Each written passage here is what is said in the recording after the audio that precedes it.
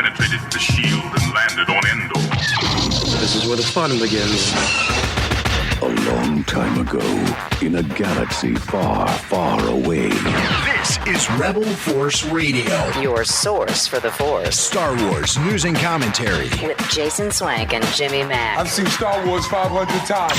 Star Wars #1! This station is now the ultimate power in the universe. I suggest we use it. Now it's time for Rebel Force Radio. We would be honored if you would join us.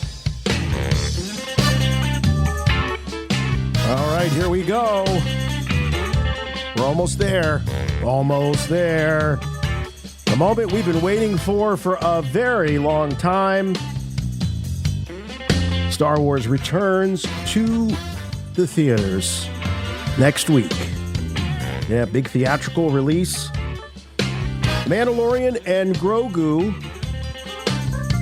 It's been 7 years since we've had a Star Wars feature released to the theaters. Been since December 2019 and the Rise of Skywalker. And for the longest time, once the Mandalorian and Baby Yoda, now known as Grogu, took hold of the of popular culture, everybody was saying, "Got to get him to the big screen. Let's get him to the big screen. Let's see what they can do." And we finally got our wish, and we'll see what they can do. There's a lot riding on this. And we'll be here with you every step of the way to analyze it, enjoy it. We got to remember to enjoy it, folks. You know, we've talked about in the past here, just enjoy Star Wars. Well, yeah, you can get into the box office and you can get into what it means for sequels and follow-ups and all that stuff. But let's all remember to take some time to just enjoy it and have fun, because that's really what it's all about. We're here to have fun with this crazy galaxy far, far away that we all love. So don't forget, we also are going to be welcoming Star Wars back to the theaters with a live Rebel Force Radio in Cleveland. We've got details about that coming up. And not to be outdone, yes, Mandalorian and Grogu are getting their big debut on the big screen, but Ahsoka Season 2, we've got news about when we might be seeing that. Plus, if you're still reeling from Darth Vader's appearance in Maul Shadow Lord, we've got a quote from Dave Filoni talking about bringing Darth Vader into that show. And the Dark Lord himself has been seen around Galaxy's Edge. So we'll be talking about that. Also, so big show here this week as we are 1 week away from the triumphant, mighty return of Star Wars in the theaters. And by we, I mean, my name is Jason. Thank you for hanging out with us here at Rebel Force Radio. And with me, as always, my good friend and yours from Chicago, Jimmy Mack. Hey, Jason. Hey, Star Wars fans. Mandalorian Mania is here. We're all swept up in it. Are you? Apparently, the hype is beginning to get felt by fans of pop culture everywhere. FJ DeSanto just sent us a report from The Wrap that says the Mandalorian and Grogu surge in audience excitement chart. He sent us these top 10 mentions across the internet of various things that are really hot in entertainment right now, such as The Devil Wears Prada 2, the NBA Finals, or the NBA Playoffs, the Michael Jackson film, the Super Mario film, Stranger Things, even Avengers Doomsday, which is a little ways off.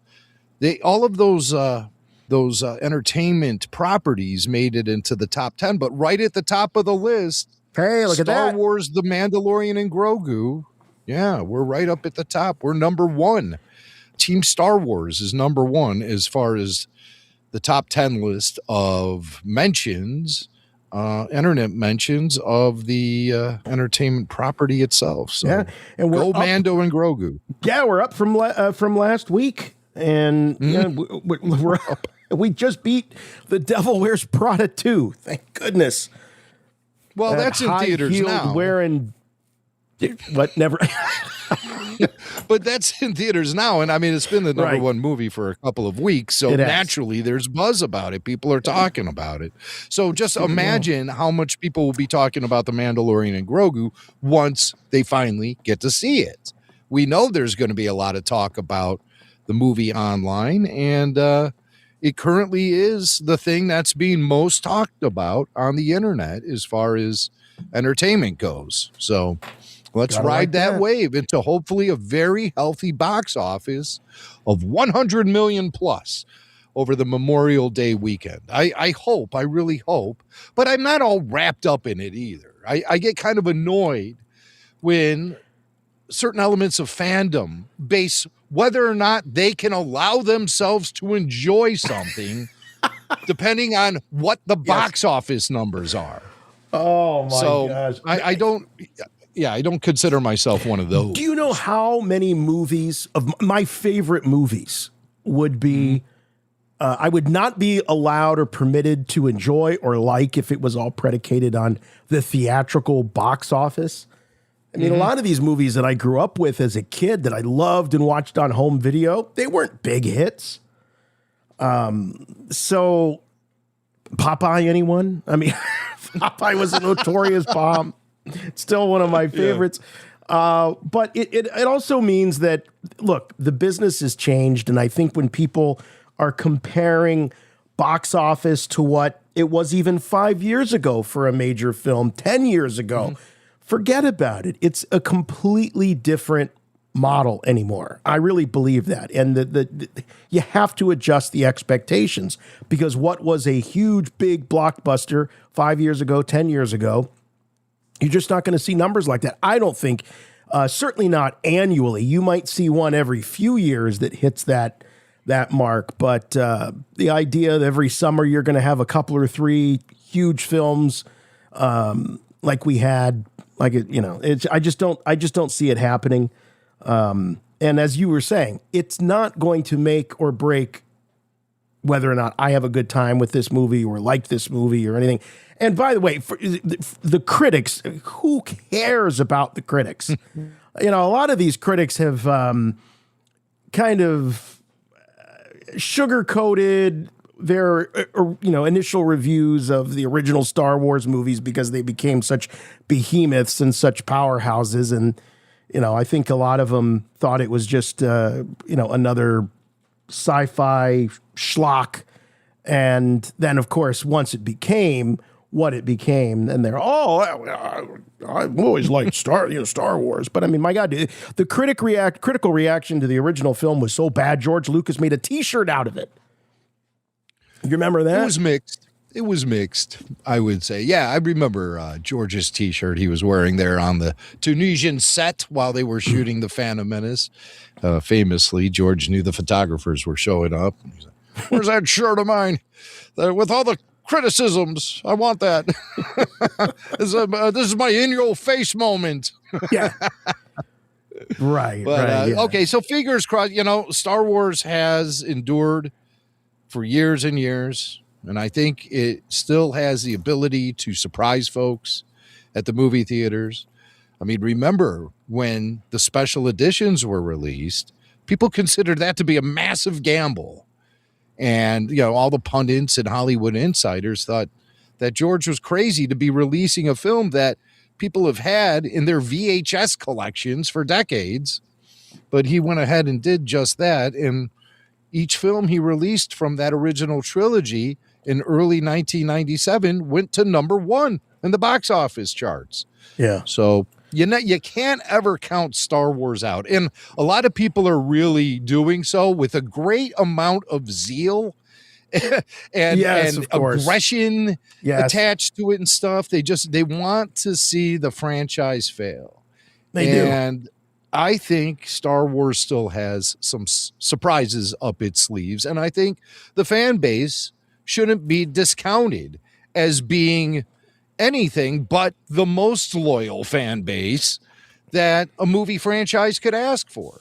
So with those things, that's not our reputation in the media. Even in sort of alternative media, it's like, Star Wars fans, they're notoriously picky, they're negative, they're toxic, all of this stuff. That is this reputation that the fandom has created. And, I mean, sure, some of that stuff exists in pockets of fandom. It's certainly not in my fandom. Well, you'll find that in any fandom. It just, with Star Wars, everything gets blown out of proportion because it's Star Wars. And like I said, people go to attack it with a lot of energy. And that's where I think a lot of those falsehoods get created. You know, I always push back on that. Star Wars fans are a toxic fan base, or when they say no one hates Star Wars as much as a Star Wars fan hates Star Wars. You know, I'd say that's a bunch of BS, and that's a media creation, and it's something that gets pushed around out there as a narrative to try to frame the franchise negatively. And unfortunately, Lucasfilm has been responsible for some of that negative framing themselves by jumping on the fandom is toxic bandwagon. Yeah. You know, the people who own the franchise jumped on the bandwagon, which is crazy. Yeah. The craziest bandwagon to jump on. The worst marketing you could ever ask for. And I think that was I think for some fans out there, that was the last straw for them. Yeah. I think once Lucasfilm as a company started to turn against its own fans, you know, its own customers, I think that was a line in the sand. But as you're fond of saying, and I couldn't agree more, we don't need a corporation's permission to be fans. That's right. We don't have to love a corporation to love Star Wars. And and so that's kind of where I'm at. But yeah, no, it's definitely a fair point that they brought a lot of that on themselves, which is just so short-sighted and so silly. So let's just hope that this film, the release of this film, represents and the ascendance of Dave Filoni to the C-suite, the big chair. Let's hope that this signifies a turning of the page into a new era, not just with Star Wars back on the big screen, but I hope that Lucasfilm, this new regime at Lucasfilm, appreciates the fans, shows the fans the love that they deserve. So I'm positive. I'm trying to stay positive. Yeah. Well, I mean, and there's a lot of positivity coming out of this, the hype machine that is promoting this movie. You know, the 25 minutes I saw last week certainly have me chomping at the bit to see more of this film. Mm-hmm. It's very fast paced. The 25 minutes went by real fast. There's just some characters and situations in this film I want to get to know better. Yeah. And I plan on doing that next week. So we're really looking forward to getting together with the Rebel Force Radio community out in Cleveland. And we're going to have a great after show. It's just going to be a ball, and we want everyone there. All right, as you all know, we are going to be live in Cleveland May 23rd for the RFR Mandalorian and Grogu, the movie, after show. And it's going to be like our after shows that you used to here at Rebel Force Radio, except instead of taking phone calls, we're going to have a live audience there in the theater. We'll be passing the mic around. Tyler Page will be there. So it's going to be fantastic. It's going to be our first blush look or review of the film. So, you know, opinions may change over the course of weeks and months and years after the film comes out, as it often does, Jim. But this is, you know, as we like to say, our show's kind of like a fandom time capsule where it captures our reactions and, you know, in the moment reactions to things happening in Star Wars. Yeah, I think it's definitely an audio journal of our fandom and where our heads are at when we're consuming the new stories from Star Wars and what our initial reactions are like. Because you're right, Jason, it can change over time, sometimes for the better and sometimes for the worst. Right. So especially now in the Disney era. But I think just judging by the 25 minutes of sneak peek preview that I saw last week, I think we're going to be in for a good time with this Mandalorian and Grogu movie. But even better than that, we're going to be able to share the weekend with the RFR community, with our live event happening, RFR Live in Cleveland, the Mandalorian and Grogu after show. It'll be in your face. And we have Lots of surprises planned for you guys. We have some things that we're going to give away. We have a very nice poster that will be handed out at the after show. We have some other goodies from our friends at the Forest Moon Festival. And this just in, we are going to be giving away some Mandalorian and Grogu dog toys for all you pet owners out there. We're going to have Jason doesn't even know about this. No, one. I'm hearing about this for the very first time. And of course, all I'm picturing is my dog Rebel coming into the room with a Baby Yoda in his mouth. I mean, is that okay? Can that happen? Possibly. We will have a limited selection of Bark Box Mandalorian and Grogu doggy toys. So chew toys for your Star Wars devoted pups. Good stuff. So, and another surprise we have for everyone is a special guest that we're inviting to the event. He's somebody you've heard here on RFR for years and years. He's a good friend of the show. It's the director of The Force Among Us and The Force Within Us. It's Chris Mocked. Chris! Oh, my gosh. Chris Mocked. Hey, I should say. Good to see you, Chris. And good to see you guys, man. Thanks for having me on today. It's been a long time. And as soon as Jim said, The Force Among Us, I thought, my gosh, has it really been 20 years? It was the 30th anniversary. Yes. Yeah, next year it'll be 30 years, or 20 years, because it came out around the time of the 30th anniversary of the release of Episode 4, A New Hope, if I'm remembering correctly. You are remembering spot on, man. And, it's hard to believe that I've known you guys for that long now. I know. Yeah. It's been a long time and a great friendship. So tell us what's next in store for the Force Blank Us franchise. Well, Jason, it's funny that you should say that it came out during the 30th anniversary of A New Hope, that first documentary that I made. And here I am in 2026 going, oh, man, it's the 50th anniversary of A New Hope next year. And it's the anniversary of The Force Among Us.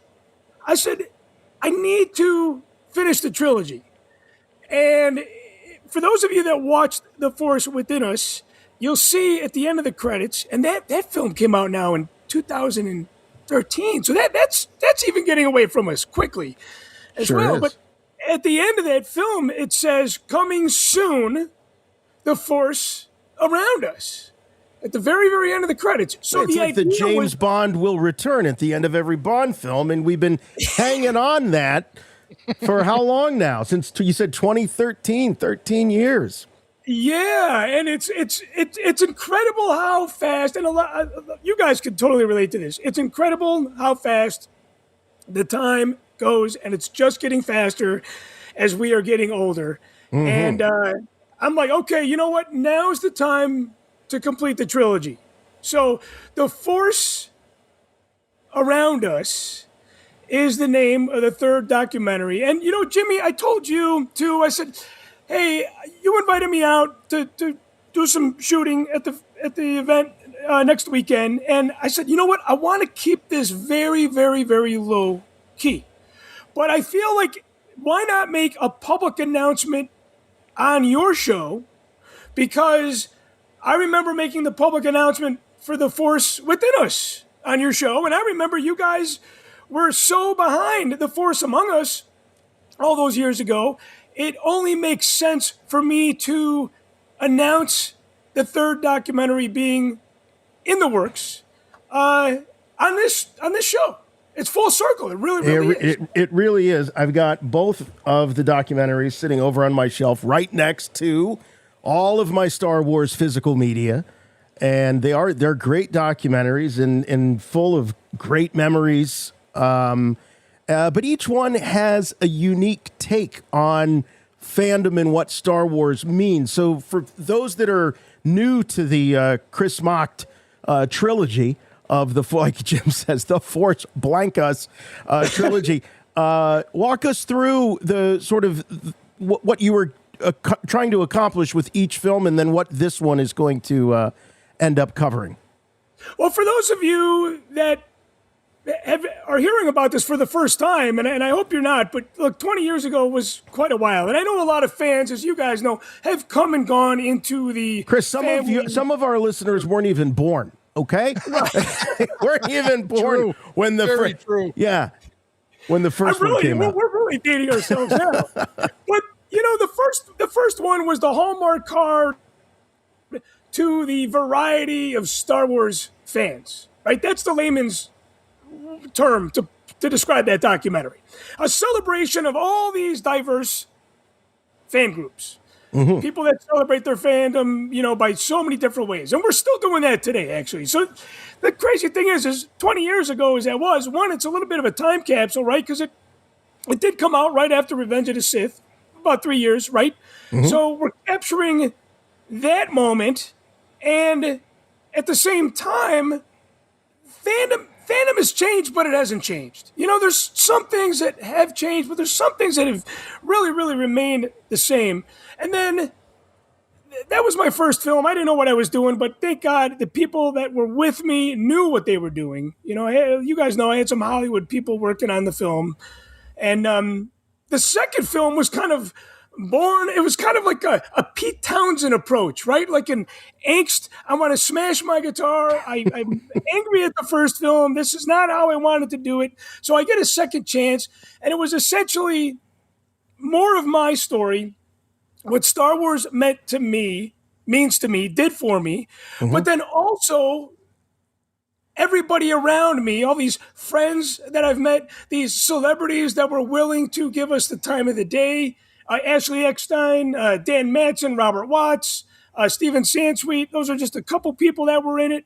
And it's kind of like, what does Star Wars mean to you? That was the force. Yeah, much more personal film, reflective. Yes, right. So then what about this third one? What do you still have to say in this conversation?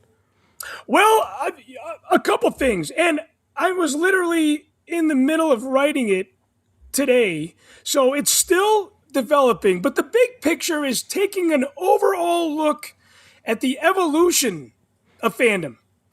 When did it start? How was it back then? What happened along the way? How did we get here now? Right?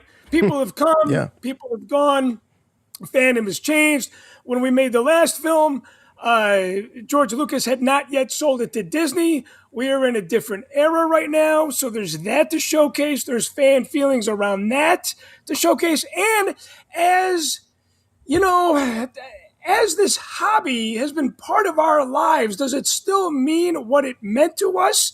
And I know some fans are aggravated. Are they still finding the same joy? Are their kids into it? Is this truly a generational thing? What if my daughter, right? She doesn't really like Star Wars, but she comes to the movies with me. I try to raise her on it. Jimmy, I want to talk to you and your son because you guys were in the last documentary. There's got to be some kind of development there over all these things, No development. Arrested development, in fact. Did we grow and evolve at all since then? Probably not, you'll discover. But, some people have not, right? So it'll be fun just to look at how much older we look. But tell us about bringing the production to RFR Live in Cleveland. What are you looking to achieve there? Well, I got to be honest with you, man. One of the main reasons why we're getting out there is because it's been on the bucket list to have Jason Swank in the documentary in interview form. All right. Wow, you had to come to me, huh? Yeah, I know Jimmy tried to get you to Chicago, and that would have been great.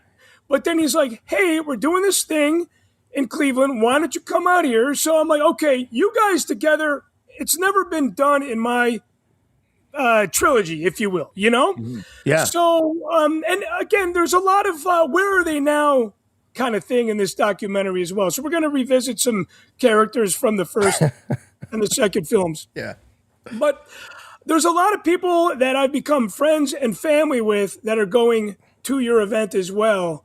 And they're traveling from out of town, as a lot of people are. And I thought, my God, yeah, they're coming from all over the country for this thing. All over the country. And I thought this would be a great opportunity for me to get their stories on film, because I know these people. I've known these people for a long, long, long time, and it would be impossible for us to go to Canada or to go to the East Coast, or travel is going to be very, very limited in this documentary, unfortunately. So I thought it was just a great opportunity. Well, if you're filming in Cleveland, that's obvious, right? Yeah, it's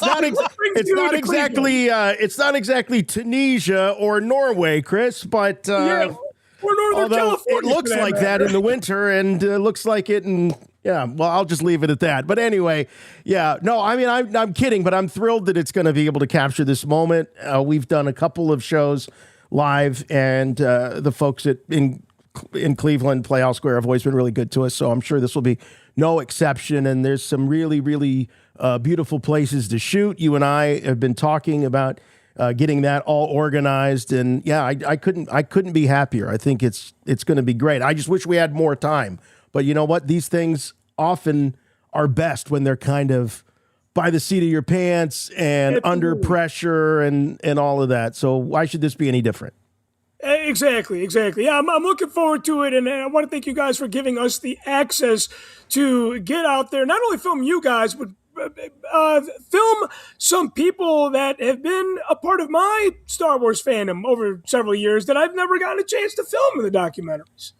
So I think it's just a great, again, full circle kind of story happening with this documentary as well. So hopefully I gave you enough information. Like I said, it's still being, it's still being thought out. For some things like this, sometimes, I think it's great to not have such a firm idea for what you want it to be, especially when you're telling the story from the perspective of all these different people. I think it's great to let it evolve naturally. But the idea of it being sort of a follow-up to the other two, considering how long it's been, that's because, like you say, there are some characters that we met along the way in these other two documentaries that's going to be a hoot to see where they are now. Yourself. Yeah, so I hope you can get caught up with all the ones who aren't currently incarcerated.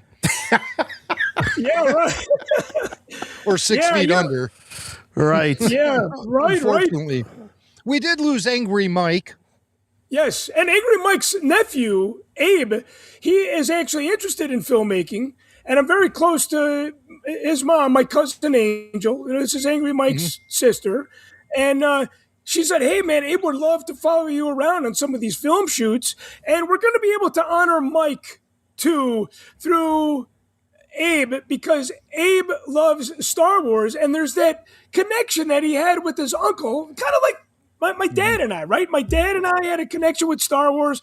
My dad had passed away, and it kind of fueled my Star Wars fandom. There's a little bit of that going on with Abe, too, here after his uncle Mike passed away. So I'm happy that I'm going to be able to bring him into this documentary as part of that as well, Yeah, it's going to be awesome. And we're going to try to do our best to give you as much access as you possibly need. And we're going to have a hoot. This is one more reason why you've got to make your plans. Get to Playhouse Square in Cleveland, May 23rd, Saturday. We're going to go see the film Friday night. And then May 23rd is the live show. Tickets are still available at rebelforceradio.com. We'll even have, I found out today, they're going to keep the box office open at the door. So if you're really making a last minute decision, you can get in that way as well. So you don't want to miss this. This really is these events, not just RFR, Star Wars in general, but particularly RFR, become like family reunions. Whenever we get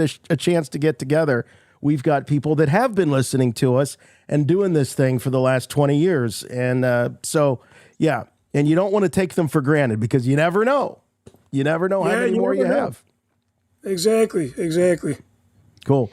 So all right, Chris. We're looking forward to having you out there, Chris. It's going to be a great time. It's happening May 23rd, downtown Cleveland at Playhouse Square. RFR Live for the Mandalorian and Grogu after show. And like Jason said, tickets will be available all the way up till the event itself. And not only will you see a great show, but you have the opportunity to be featured in a documentary about Star Wars fans being produced by the films are on Prime too. The films are on Amazon Prime. So if anybody's like, "Hey, how do I see these films?" That's the way to see them. Is on Amazon Prime, both films are there, and they've held up this critical climate that we live in with Star Wars fandom. They've held up with positive ratings. So I'm very, very honored. Well, I was Chris, expecting. I think the reason behind that is you are nothing if not authentic. And those films are authentic, and they come from a place of pure love for Star Wars. There's no agenda behind it. And I think that's timeless. People will always appreciate that kind of authenticity. Yeah, and I know that formula is being carried into this third one as well. I wouldn't do it otherwise, Right. You can't fake that, you know what I mean? Yeah. Awesome, man. Well, it's always good to catch up with you, and it'll be even better to see you in person in my neck of the woods for a change in Cleveland. Absolutely. Looking forward to it, guys. This is the way. This is the way. Rebel Force Radio. Let's do that. You must contact me. Play back the entire message. What message? Message, Doctor, the message. The Emperor commands you to make contact with him. It's a trick. Send no reply.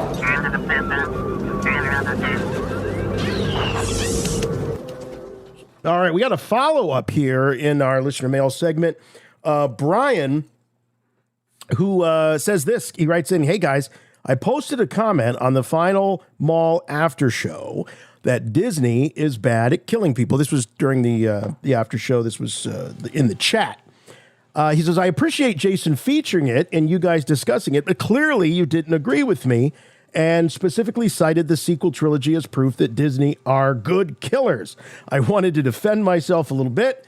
Voicemail attached." So let's go to it. This is Brian defending his own honor about whether or not Disney is good at killing Star Wars characters. Hey, Jason and Jimmy. My name's Brian. I'm the guy who commented on the final Maul after show that Disney is bad at killing people.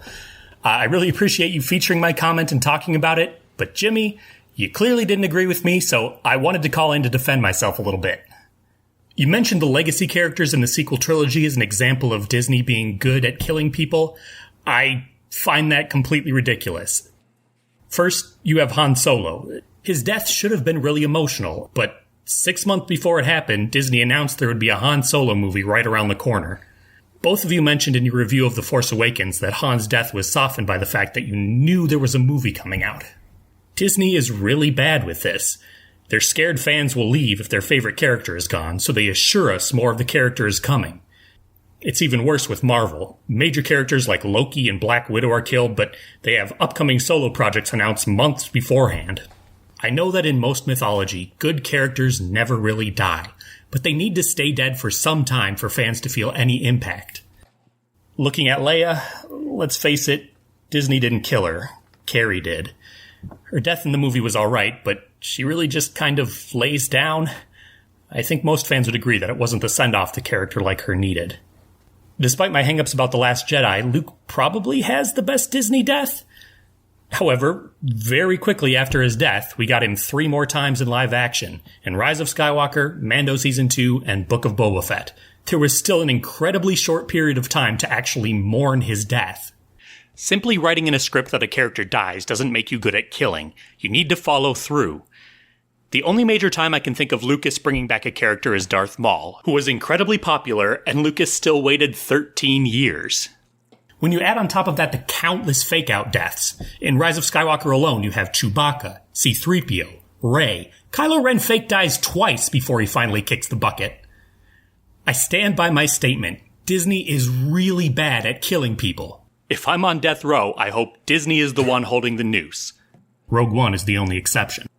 The main characters' deaths have stuck in the timeline, and Disney waited 7 years before bringing back Andor. Disney's fear of losing a popular character for any significant amount of time dulls their ability to give a satisfying death. You also cited Bambi's mom as a good Disney death. I guess I can't argue with that, but the movie's 85 years old. Keep up the good work, guys. Love the show. Okay. All right. So, Jim, I don't know how you feel, but I think that I misunderstood what Brian was saying in the chat. Mm-hmm. Yeah. When I read that Brian said, well, Disney's not good at killing characters, I took it as Disney doesn't have the guts. Disney doesn't actually do that. Disney doesn't kill characters. Right. Not whether or not the death of these characters is executed in a good, fulfilling way. So that's where my argument with his statement stemmed from. I think he makes great points about the effectiveness of those deaths. Excellent points. But I mean, my God, when you think about like the entire Rogue One crew, I mean, like Disney does kill Star Wars characters a lot. Obviously, you can debate about how well they do it, but yeah, I guess it all depends on your definition of they're not good at it is. Yeah, like you, Jason, I guess I misinterpreted the super chat he sent us, or the text or the chat message, whatever he did. I do recall talking about this, and like you, I was reacting to it in a similar fashion, as if Disney doesn't kill these characters.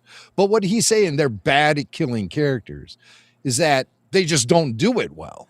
Yeah, right. You know, the Leia thing is a perfect example, because they had a ton of time to plan on all of that and to figure out the right way to do it. And the only way they indicated she was dying at all was when she walked off to go lay down. I think she's with Rose Tico or something. Yeah. And Rose is helping her go lay down. And then they show that little kumquat character. What was her name? From Lupita Nyong'o. Yeah. Maz Kanata. And Maz is... Well, I mean, that little kumquat was a different character in each movie. The first movie, she's running a bar. Right. The second movie, she's a bounty hunter. The third movie, she's firmly embedded in the rebellion or the resistance, whatever. Yeah. So, I mean, that character just, whatever you want from that character, she'll be. She's like a Swiss Army knife. Yeah. Little kumquat. So she says, Leia knows what needs to be done. And that's the only foreshadowing to her death, is that Leia knows she has to die. I just don't get it. I don't get it. And how they couldn't develop some story that indicated that. I mean, all you needed was one character to say, well, Leia is feeling a little under the weather lately, or something to indicate that she's just not herself. There's something wrong. Yeah. There was nothing that put her existence at risk at all until she just suddenly laid down and died. With Han's medal, right? In her yes. From the Yavin ceremony. Yeah. And which I believe they then gave to Chewbacca at the end. So Chewie finally gets his medal. I kind of like that little touch. Yeah. But man, people hate the Rise of Skywalker. And I think the death of Leia is one of the main reasons why people hate that movie so much. In my head, canon, what I've accepted was that she created some sort of bridge that allowed Han to make peace with Ben, with Kylo, that like Luke, she overdosed on the Force. Is that what happened? I kind of feel like, in my head, that she was the one that was creating that connection between the two of them, and that took so much out of her that she knew the only way to bring Kylo back to the light as Ben was for him to get the forgiveness from his father. Wow, that's really interesting. I don't think we've ever really done solid analysis of that scene, because I really like what you're saying. Actually, that works for me, because there is a precedence for that with Luke in the previous movie, and Leia being the daughter of the chosen one. She would have some sick force abilities nobody ever knew of before, and one of them is creating that bridge. Now the problem is once you do it, you're dead. Right. Yeah. Yeah, the overdosing on the force or exerting yourself so much through the force that it kills you is an interesting element that they brought up in the sequel trilogy. But I don't know how I feel about that. I don't know what sort of benefits you get as a storyteller with that little piece of information in your toolbox. I don't know how that benefits any stories. If you have your most powerful characters doing what they're supposed to be doing, but dying in the process.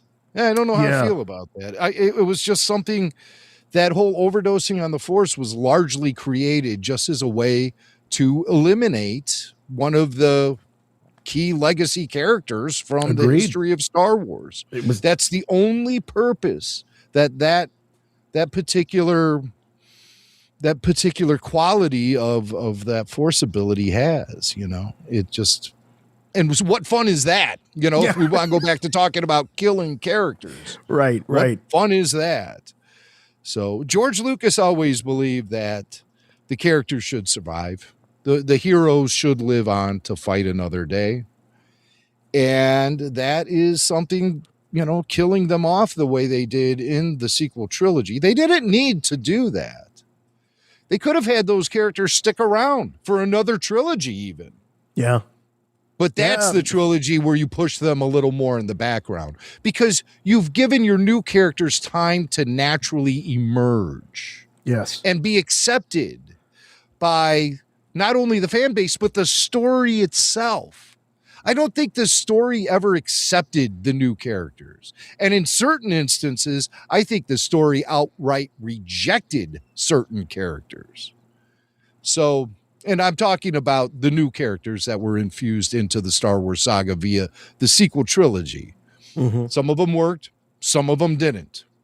And the reason that happened, it goes back to fundamentals. And the fundamentals of Star Wars indicated that coming into the sequel trilogy, we had a big three.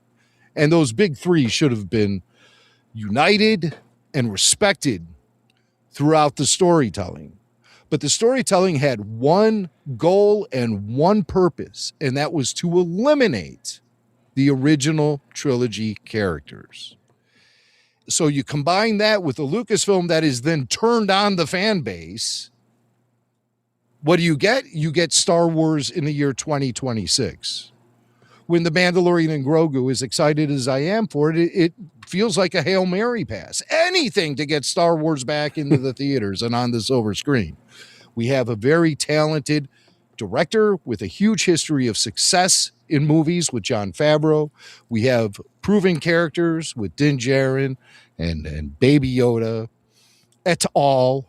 Yeah. And a story that appears to be something that has all the makings of a fun summertime popcorn movie. Yes. And that's what Star Wars sort and of I think, needs. you know what, Jim, I think people all over the world, this country, other countries, I think they're ready for that. I think they're ready to go and just have an adventure in the movie theater with their families or with their friends, and something that, there's going to be I hope that there's going to be a layer of mythology and spirituality, because I think that's so important in Star Wars. But at the end of the day, I hope that it's just a good romp and it's a lot of fun and it brings people together, families together and all that. There's nothing wrong with that. It doesn't need to reinvent the wheel. I would also say that it could be a bit of a dark horse. I remember being really surprised at how popular Rogue One was, and we didn't know what to expect from that movie. I remember just being in complete utter shock throughout when I saw that movie for the first time, just as it unfolded, and then like looking around and realizing how into it the audience was, and then on subsequent viewings, and it felt really organic and it felt like a surprise. And I just wonder if Mando and Grogu might have a little bit of that, where it just might surprise people on how well it does, because it's just good. Well, I'll never forget the time I saw the first Iron Man movie, and I was with my family, and I think we all went to Red Lobster after watching it. You know, that's where you traditionally go after seeing a Marvel film, is to Red Lobster. But I just remember sitting around the table, and we were all just in awe of how much we liked that movie and how we didn't expect to like it.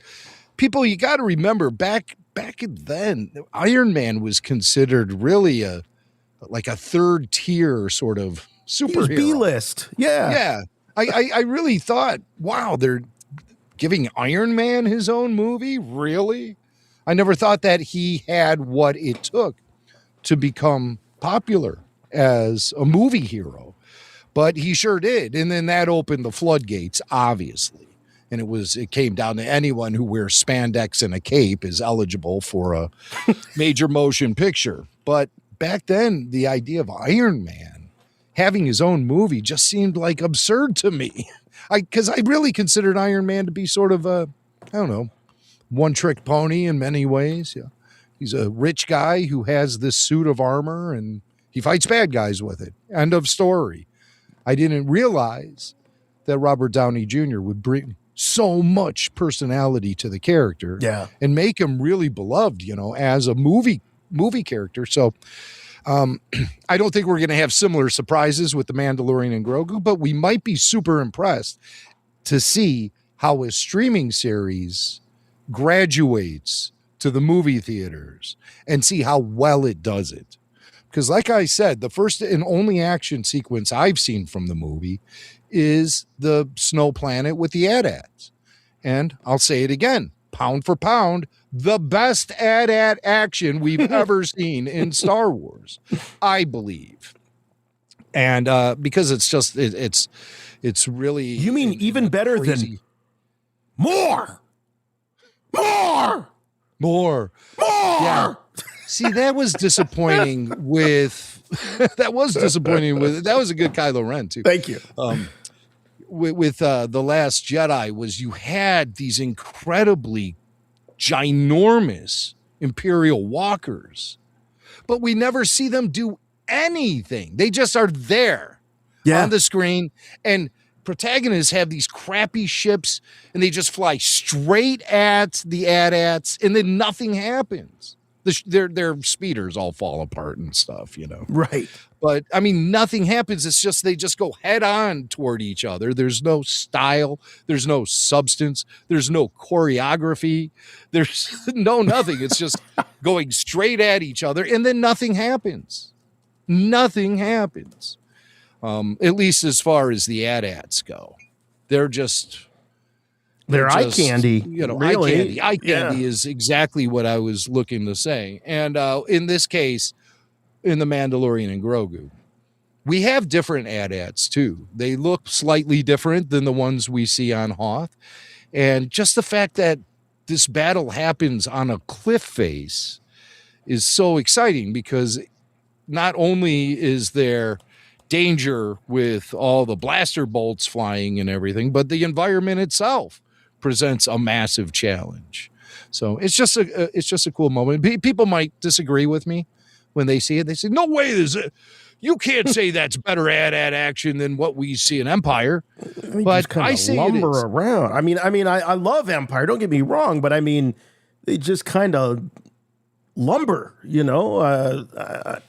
you don't really see inside the AT-ATs, That's right. I think that's even just the clips that I've seen of them inside the AT-AT. That's pretty freaking cool. It's the stuff that we always just dreamed about or played with our Kenner stuff. Yeah, down to the mini rigs. Yeah, so it's all there. And really, the AT-ATs, that was a great introduction for them in Empire Strikes Back. But let's face it, the real star of that sequence are the snow speeders. Yes, that's what makes it exciting. Mm-hmm. Yeah, and the tow cables and all of that. Yes. Yeah.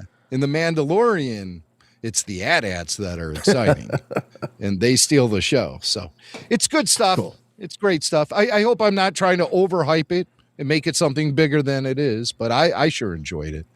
So, looking forward to Mandalorian hitting theater screens next week. And Hey, of Jim, course, the did you after hear show. that? Did you hear that?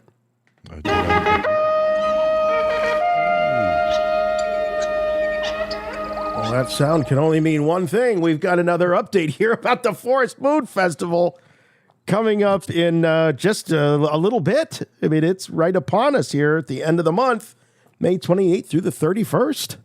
Yes, indeedy. And you know we're good friends with the folks at the Forest Moon Festival, and we are spreading the word about this great Star Wars event that happens in Humboldt and Del Norte counties in California, in the locations where Star Wars Return of the Jedi was actually filmed, some of those external shots, speeder bike chases, and just when you go into the forest itself, it's undeniable you have set foot on the forest planet of Endor. You only have to walk, Jim. I was so shocked because I remember we went out there with our whole posse, and you park in this parking lot, and then you walk into the forest 10 feet and look around. You're at Endor. I've never seen anything like it. You talk about, everybody talks about how, immersion entertainment is such a big deal. We want immersive. We want immersive. That is about as immersive as you can get. Yeah. And you look up and you see the treetops, and it seems like they're stretching all the way up into space, and you feel like you're the size of an ant, and it just really puts you there among the Ewoks. And you take pictures on your phone, and then you're disappointed because what you're getting back on your phone doesn't do it justice at all. Boy, is that not the truth? I recall standing there, oh my God, I got to capture this moment. And I look at it on my film, and it's just like a bunch of leaves. It's like, wait a second, it's the effect is getting lost here. How can I capture that? Well, I did, but it's all upstairs in the memory banks. It was just such a great time, and I felt so connected to not only Star Wars, but to Mother Earth herself. Yes. So get that feeling. Go to the Forest Moon Festival, May 28th through May 31st. You'll be treated to screenings of Return of the Jedi, Spaceballs, and the holiday special documentary, A Disturbance of the Force. There will be live music, celebrity guests, Kevin Thompson, the Ewok, Matt Miknovitz, the writer and head honcho for Maul Shadow Lord. And, of course, good old Kyle Newman's going to be there. He'll be taking your questions about fanboys, about A Disturbance in the Force, or just chatting you about Star Wars in general. There will be live Q&As, cosplayers, so much more happening. Visit forestmoonfestival.org to get all the info. They'll tell you how to get there, and follow them on social media for the latest events and schedule announcements. That's the Forest Moon Festival, my friends, where fandom meets the forest at forestmoonfestival.org. All right. Now, I know a lot of Rebel Force Radio listeners out there are kind of going through a little bit of withdrawal. This is the first week where we haven't had an after show for Maul in quite a while. But, Jim, they don't just have to listen to the weekly podcast and then wait for the next week. They can just go over to Patreon, Rebel Force Radio's Patreon, patreon.com/Rebel Force Radio, and get a whole selection of exclusive podcasts to fill the void from week to week in between RFR shows. Yeah, and that's going to be especially true over the course of these next few weeks. Next week, there's not going to be a Rebel Force Radio dropping in your RSS feed because we're going to be out in Cleveland doing the Mandalorian and Grogu after show. And let's face it, you're going to be at the movie theater anyway. You're not going to sit around listening to a podcast. So let's all go to the movies. Let's build up that box office for the Mandalorian and Grogu. And then you look for our after show will be happening the following Monday. Then we'll make it available to everyone. We hope to shoot video at this event as well. So keep an eye on your feeds. But next Friday, the 22nd, will be a Friday without Rebel Force Radio. No weekly RFR, single tier. But we'll be coming at you on the 25th on Memorial Day. Probably in the evening is when you'll see the after show live podcast drop in your feed. So what are you going to do next week? What are you going to listen to? But we got a few things here happening on Patreon you can listen to actually right now. We have 2 episodes of RFR Q&A, number 295, with Joe Dallas, top 10 bass players in Star Wars. So Joe, of course, is a professional musician. I didn't know that was a thing. Believe it or not, you'd think that you don't go looking in the Star Wars universe for great bass players, but Joe Dallas was able to find many masters of the 4-stringed instrument lurking around in a galaxy far, far away. So we get his top 10 list. And of course, that branches off in all kind of wacky discussion with Joe. I'll tell you, I love doing these podcasts so much with Joe Dallas. Sometimes I forget we're doing a podcast. I think we're just hanging out. It's like, oh, wait a second. This is a show. I better find some structure here fast. And that's what's a lot of fun with Joe, too, is just he's easy to play with, let's just say. So that's Joe Dallas on RFR number 295. RFR number 296 also dropped this week. Tattooing. That's right. Tattooing with RFR VIP Kurt Bear. Kurt is a hardcore Star Wars fan and a professional tattoo artist. And he's created many Star Wars tattoos throughout his career. And he walks us through his designs and shares some other great tattoos from people he admires and friends of his. All Star Wars all the time when it comes to Kurt Bear's tattoo studio. So he takes us behind the scenes and we have a great conversation. Of course, there's full show video available for all RFR Q&As, and there's full show video for every RFR program available at patreon.com/Rebel Force Radio, plus early bird ad-free releases of the weekly show, and access to a great community of Star Wars fans. Many RFR VIPs and RFR Patreon supporters are going to be joining us in Cleveland next week. So these guys have all become fast friends, and it's all because of patreon.com/Rebel Force Radio. Be part of the party. Join a group of great Star Wars fans, probably the greatest group of Star Wars fans you'll find on the internet or anywhere. That's at patreon.com/Rebel Force Radio. Tauntaun will freeze before you reach the first marker. Then I'll see you in hell.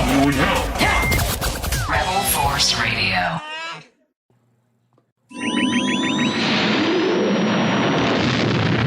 I have good news for you, my lord. That's good news. Come closer, I have good news. All right, we do have some news here coming up about Ahsoka Season 2. We also have some sad news in the Star Wars family. But, Jim, obviously all fans right now are thinking about next week and the release of the first Star Wars film in the theaters since 2019. This is a little bit different, though, because it's not like Star Wars disappeared for a period of time. In fact, you could look at the last 7 years and the output has been pretty incredible when it comes to Star Wars storytelling and the visual mediums, both animation and live action stories and things we thought we would never see. So I don't know that this break that people are talking about, this 7 years since Star Wars in the theaters, is quite the same as it was prior to the prequels coming out and prior to the sequels coming out. Oh, of course not. I mean, prior to the sequel trilogy, we were just being buoyed by the Clone Wars, Star Wars animation, and Star Wars Rebels too. Star Wars Rebels debuted in 2014, a year before The Force Awakens. But it's really animation. And that was good enough for us, I think, throughout that period. Yeah. Nobody was complaining. We were anticipating more than ever the release of those movies. I don't sense the anticipation for The Mandalorian and Grogu is anywhere near what we experienced prior to The Force Awakens being released or prior to the sequel trilogy films being released. I just don't feel it. It doesn't have that cultural grip right on society that we've seen previous Star Wars films have. And yeah, we can talk all day about how much entertainment has changed, the way entertainment gets distributed, the way people access it, and people's movie going habits. All of that stuff has really been turned inside out over the course of the last 5-10 years. So you're seeing these bulletproof properties underperforming. So that makes me nervous going into this for sure. But we already talked about our box office expectations, and still I think that the sun will shine on Star Wars when it's all said and done, and we look at the scoreboard after people have bought their tickets for this thing. I think it'll be a success. Will it be the massive $1 billion success that we've seen in the past? No, we know it won't be. If it hits anywhere near like $3-4 million, I think people will consider it to be pretty 100 million. successful. What? You said 3-4 million. I think you mean 300 or 400. Oh, 300-400 million. Yeah, I'm speaking in terms of hundreds. Right. When I talk dollars and cents on this show, I sometimes do need an interpreter because my math skills are terrible. But we're expecting some good box office from this. But there are elements that I've always associated with the release of a Star Wars film that are absent as we go into The Mandalorian and Grogu next week. Number one, toys and merchandise. No Midnight Madness. None. I don't own a single toy for The Mandalorian and Grogu. Not an action figure, not Burger King. I got the Burger King crap. Okay, I got that. I do have that. All right. I've been getting those kid meals. Yeah. How many do you have now? I have how many of those little toys? I think I have 4. I have two. You haven't shown us the Mandalorian one yet. You just held. Yeah, I just got him yesterday. All right, let me. I just got him yesterday. Here. I stopped into the Burger King on my way home. I ate a few minutes to wolf down a kid's meal before I came home and recorded the latest RFR Q&A. Yeah. So I got the Mando, I got Din, I have 2 stormtroopers and AT-RT driver. Remnant stormtroopers. Whatever. And it's just a stormtrooper to me. Right. And so no Midnight Madness.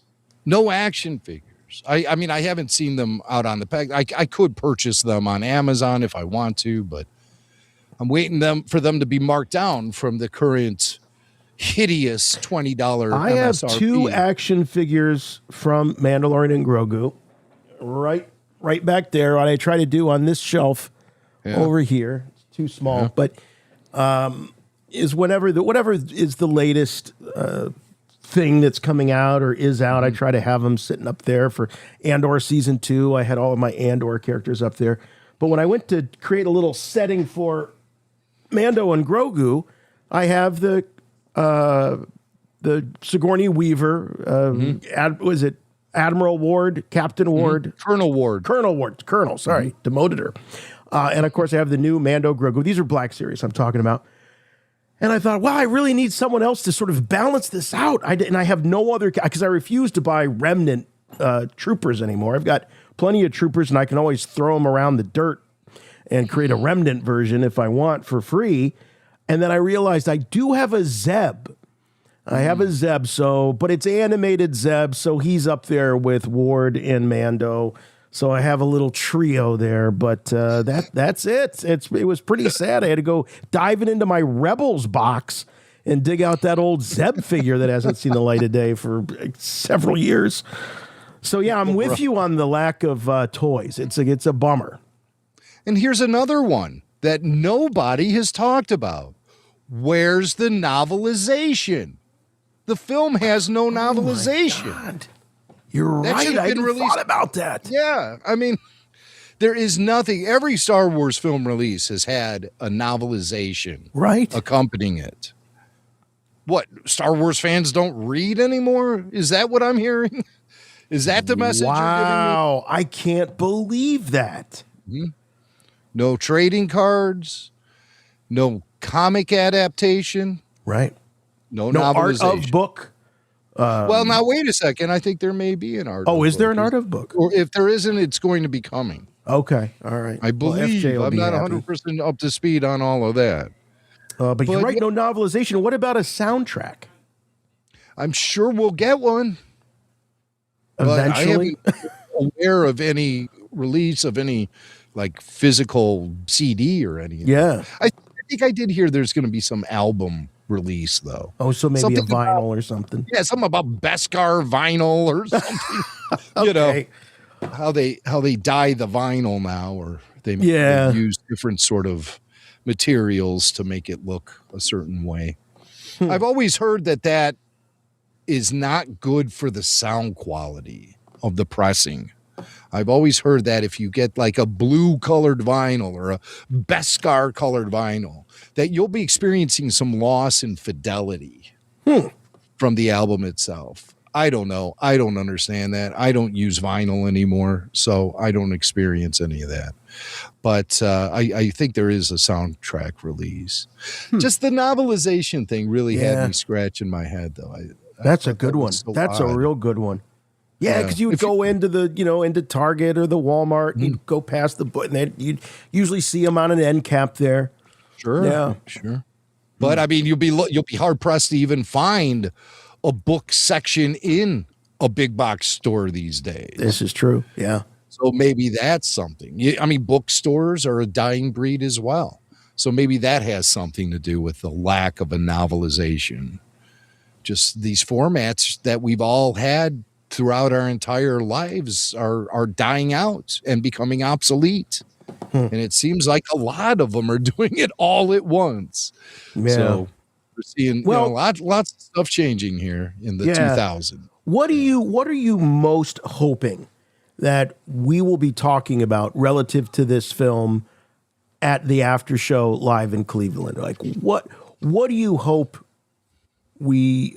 is the one thing you're like, you know what? I hope that this happens and we can have a conversation about this. Well, thus far, I've yet to see anything from the footage that's been released that indicates that we're going to be seeing something brand new, unique to this film, something we've never seen in Star Wars before. And I don't see any indication of something like that happening in this film, just based on what I've seen so far. Do I think the film has the potential to present us with things we've never seen before? Hell yeah, they do, especially in this day and age with the technologies at their fingertips. So I hope they're pressing really hard to bring us something new, as opposed to just everything we've seen in the TV show, only bigger. I just want some sort of fresh infusion of something new and original to Star Wars in this film. But I don't know if we're going to be getting that. I mean, everything I've seen so far are things we've seen before. AT-ATs, Hutts, Stormtroopers, Din Djarin, Baby Yoda, mouse droids, the Razor Crest, X-Wings. So I'd like to see something new emerge from this film. But I don't know if that's going to happen. I don't know if that's what this film's all about. Never saw that coming kind of moment with this film, and I agree with you. I think there's potential for it. I don't think that we've seen it all when it comes to these trailers. We know that Lucasfilm's very good at cutting these trailers and leaving many things out of them so that we are surprised. I go back to Rogue One. I feel like that movie was so full of surprises, although its production history has a lot to do with those surprises. Some of them were intentional, some of them were not intentional as a result of shifting storylines and script changes and all of that stuff. But I do hope that there are surprises along the way, because I don't want to sit there throughout the film and being like, saw that, yep, oh yeah, here comes that scene, I saw that in the trailer, and here's that. And I think there's potential for some mystery here, because we don't really know, at least I don't think we know, who the ultimate bad guy is in this film. I know that there's this Shadow Council and there's Imperial remnants and all of that, but I have to wonder, who's pulling the strings, and I got to wonder if any of this is going to lay track for Ahsoka season 2, which we just found out this week is going to be premiering in the first early 2027. So that could be like a January or maybe even, I guess technically March is early 2027, something that might take us into May the 4th. I don't know. I don't know how far into the year you can get and still call it early. My money is on January. I think right after the holidays is where we'll likely see this. We have the release of the original Star Wars coming in February next year. Remember, they've cleaned up the original version. Right, of course. It's going to be released 4K, on IMAX. 77, right. You've never seen it before on an IMAX screen. It's going to be amazing. Well, that happens in February. So I would say maybe targeting March like you are. Yeah. Maybe timing it out so the finale lands on May the 4th, which will be, I guess, on a Tuesday next year. Is that right? Let me just fly up to May 2027. Yes. May the 4th will happen on Tuesday in 2027. Okay. And so, we've seen Star Wars shows get released on Tuesdays. That's, it doesn't seem like they're locked into any sort of particular day of the week to release this stuff.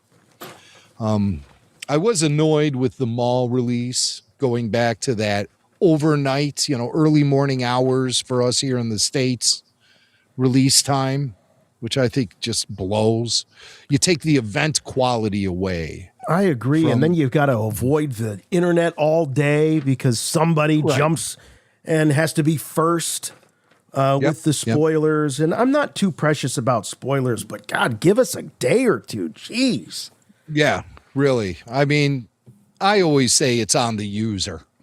Yeah. If it's that important to you, then why are you using Facebook instead of actually watching the show? That's what I would always say.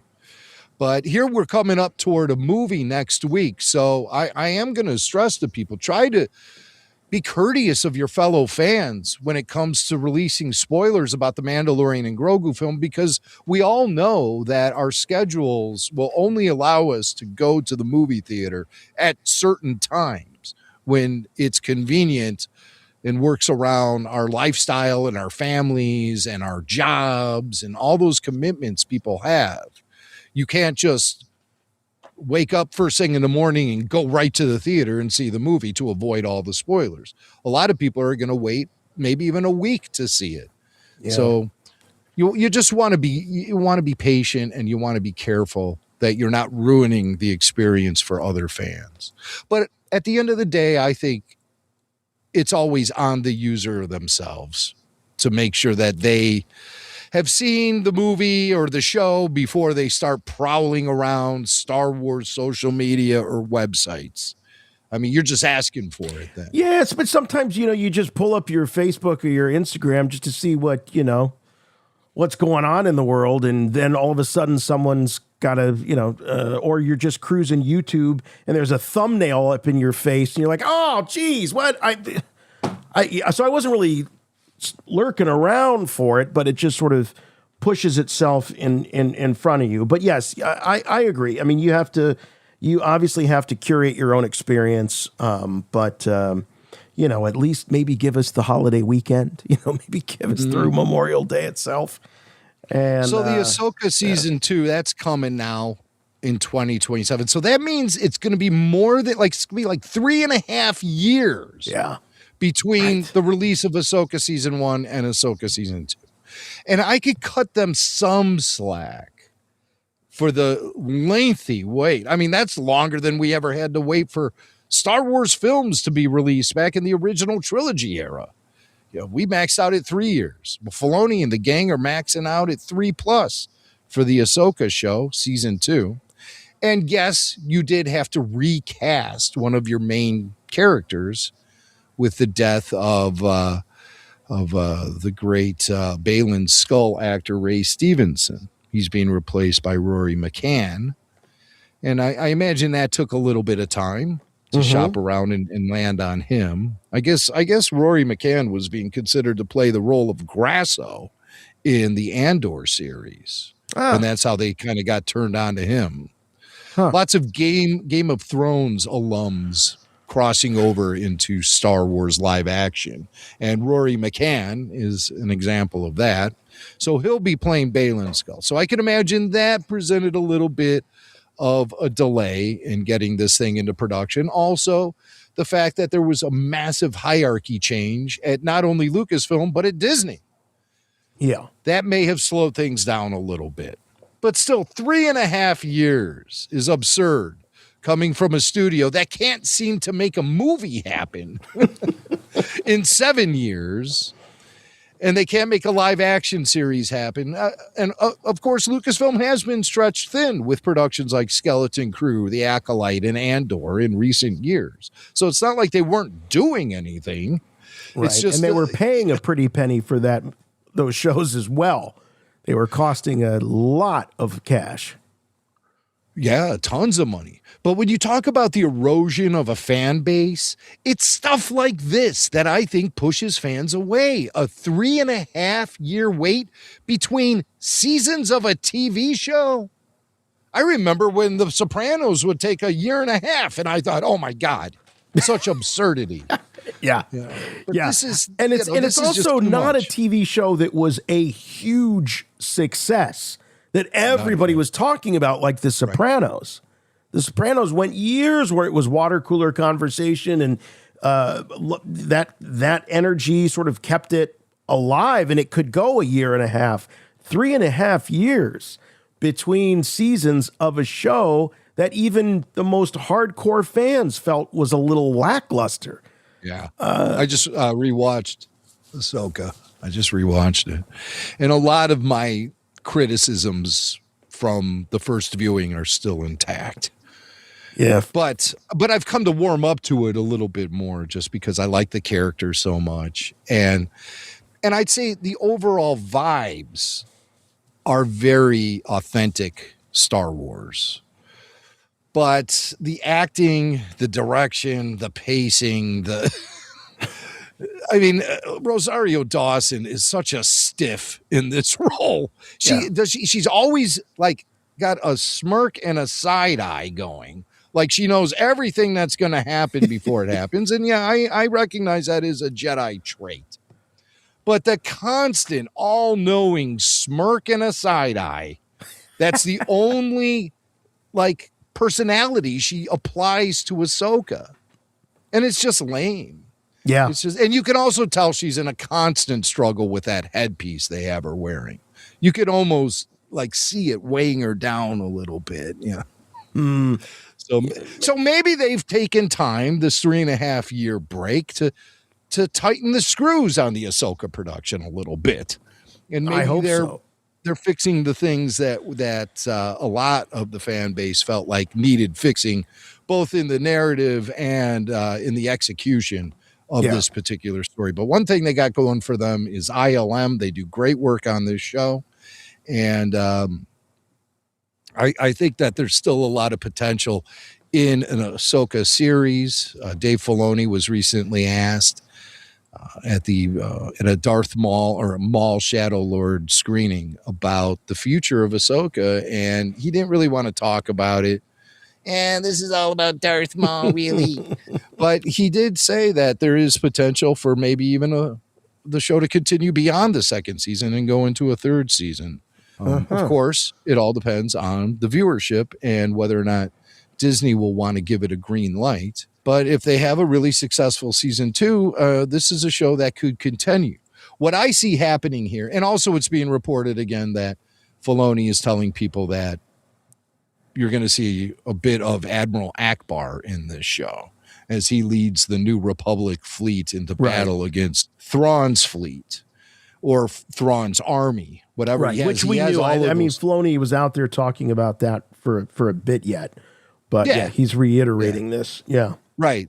Yeah. Some people are like very surprising, like people who regularly cover Star Wars are reporting this as if it's breaking news, but Filoni did reveal this at Star Wars Celebration Japan last year. So if you've been paying attention, you know it's not breaking news, but I just felt like I'd reiterate it. And I wanted to bring it up because I believe that this showdown with Thrawn, which is supposed to be like the end-all showdown, this was what was going to be the storyline of Dave Filoni's standalone film that was supposed to kind of tie up the Mandalorian universe all in one nice tight package.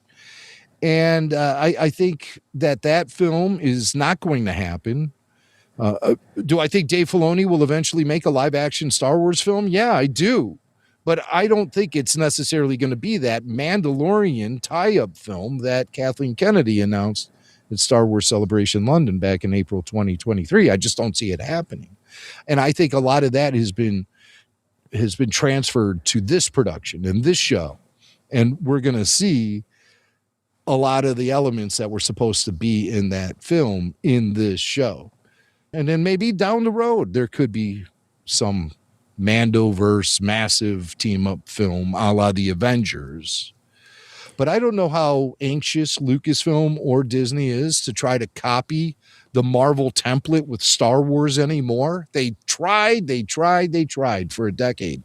Star Wars just doesn't work that way. No. And I think they're also discovering Marvel doesn't necessarily work that way anymore. Well, because either. you reach a point where all your favorites are either dead or moved on to other things, and you just keep going further and further down the totem pole of characters. And you already, and let's face it, like you said earlier in the show, you started at Iron Man. It wasn't like you started at Superman or Batman. You started at Iron Man, and you just keep going down. I mean, the one thing that Marvel's continues to have for it is Spider-Man. And there's a lot of excitement for the new Spider-Man movie. And it seems that tarnish on Marvel has not rubbed off on Spider-Man, Tom Holland's Spider-Man, but we'll see. Not at all. Speaking of Ahsoka Season 2, there was this, again, our buddy FJ sending this our way. So in a recent interview, Jon Favreau did say that Dave Filoni is closely in step with The Mandalorian and Grogu.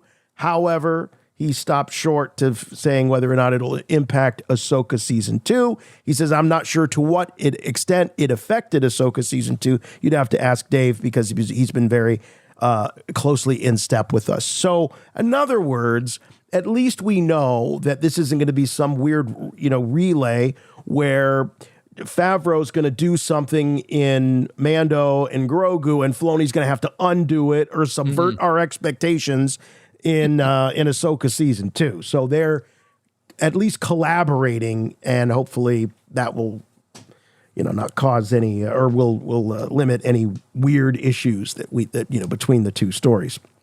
I find it really curious that Favreau talks about Ahsoka Season 2 as if he is on the outside looking in.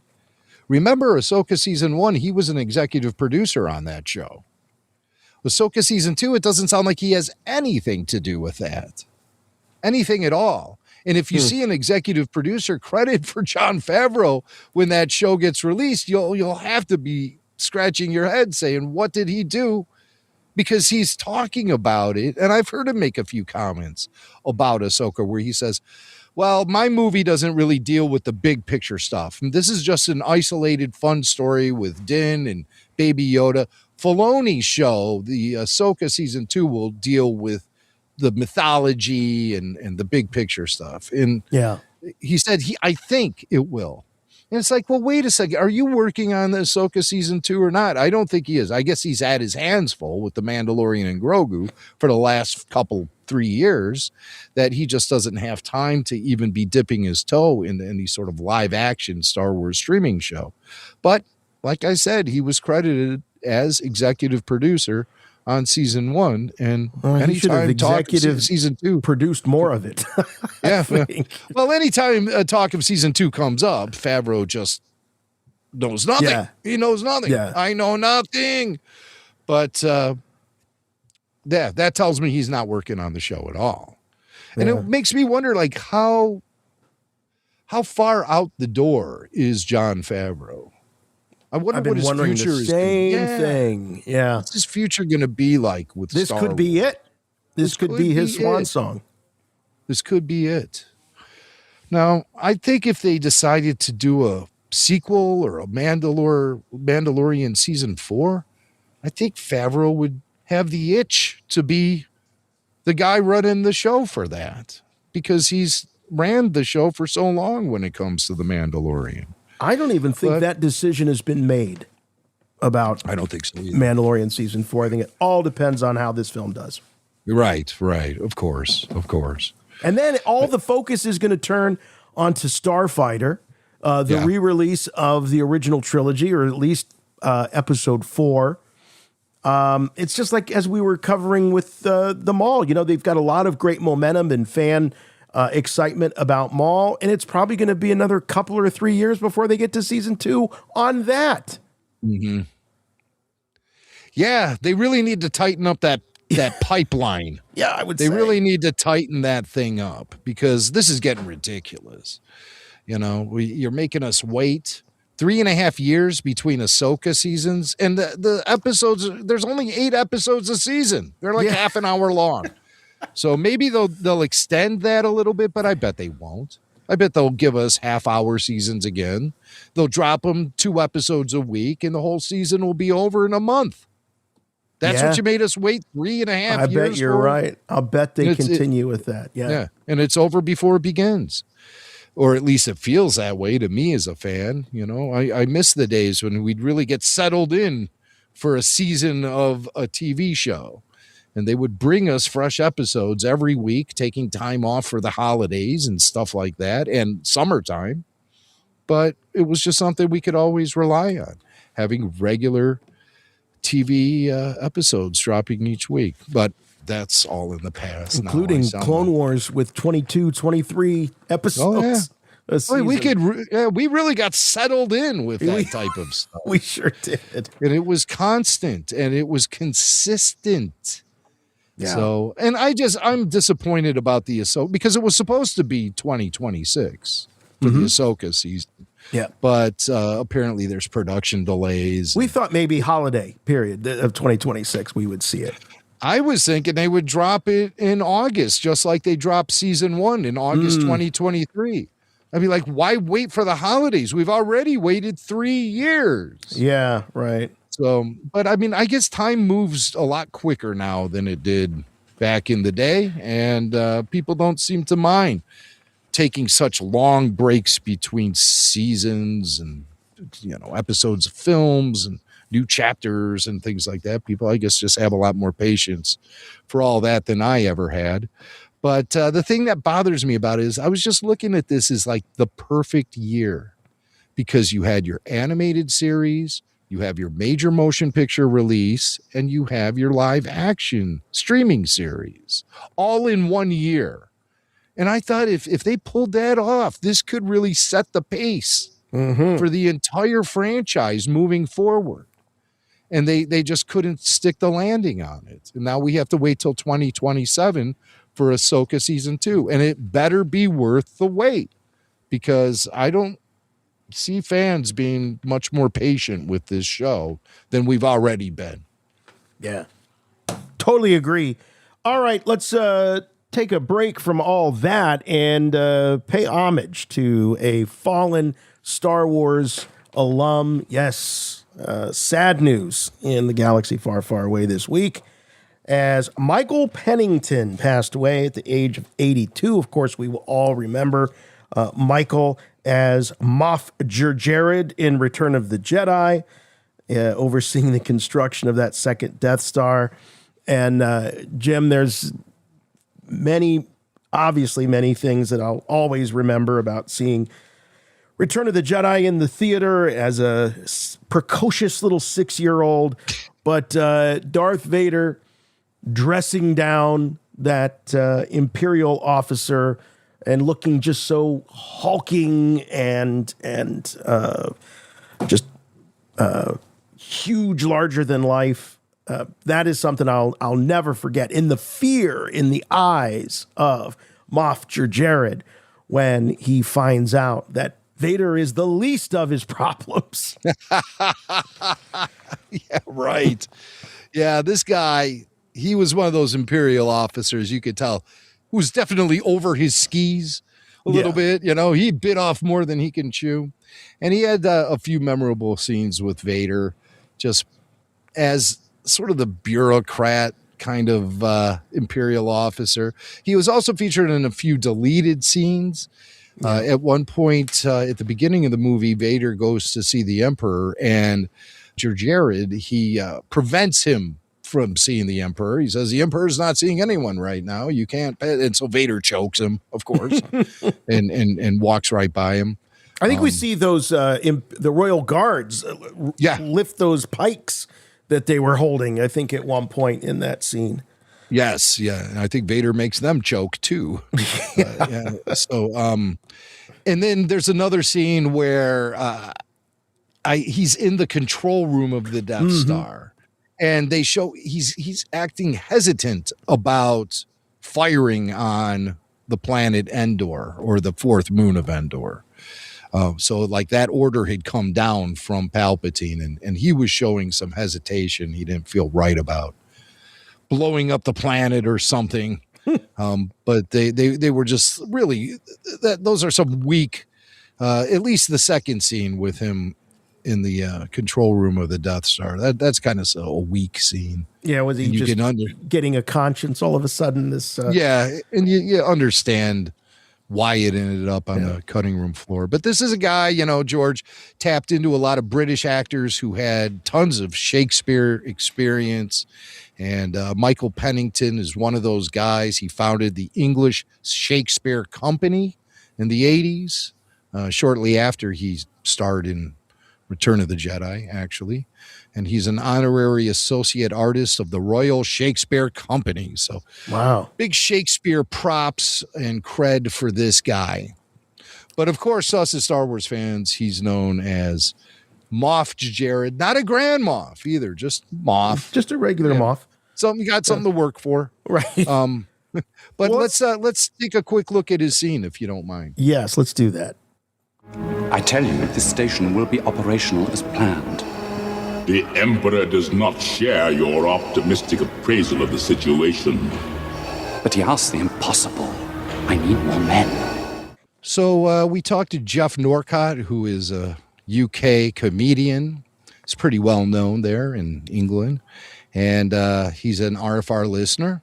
Jeff, if you're listening, hope to see you at Mandalorian and Grogu in Cleveland, which would be a stretch. But he had a few things to say about Moff Jared after a recent viewing of Return of the Jedi, and he shared it with us here on Rebel Force Radio. What Star Wars moment always makes you smile or laugh out loud? The Star Wars moment, I mean, like, a tricky one to explain this. Is Return of the Jedi. You know, when Vader comes to the Death Star right at the beginning of the film, I can't remember who the Imperial is that greets him. He's an admiral or something. That would be Moff Jared. Moff Jared. And he says, I need more men. Like, obviously, at the time I'm seeing this film, I'm very young, I'm very immature, right? And my mate, and I had one of those friends, you all have one of those friends, you know, the guy that you sit in class with and he just makes you laugh. He just kept rolling it back on the VHS. I need more men. And so now, when I'm watching it, I'm certainly seeing other things in that. Perhaps you've just ruined that line for tens of thousands of Star Wars fans listening to this podcast. Actually, I appreciate it. I can't believe that I've never thought it, because you see these reels. I'm just incredibly immature, I'm afraid. Yeah, you see these reels on YouTube of, like, you know, lines taken out of context in Star Wars that can be dirty. I don't think anyone has ever said. No. And it's just the way the actor delivers the line, too, with such desperation. I need more men. It's so intense, isn't it? The Emperor's the impossible. If I just had more men. But yeah, the fraternity of actors that played these Imperial officers, along with Pennington, greats like Julian Glover and Kenneth Colley and Michael Sheard, Michael Culver, and of course, the ultimate Peter Cushing, who was sort of the prototypical Imperial Brit, and with the trilling R's that Stephen Stanton does. And of course, Ian McDiarmid too, for that matter. Oh, God, the yes, head honcho of course.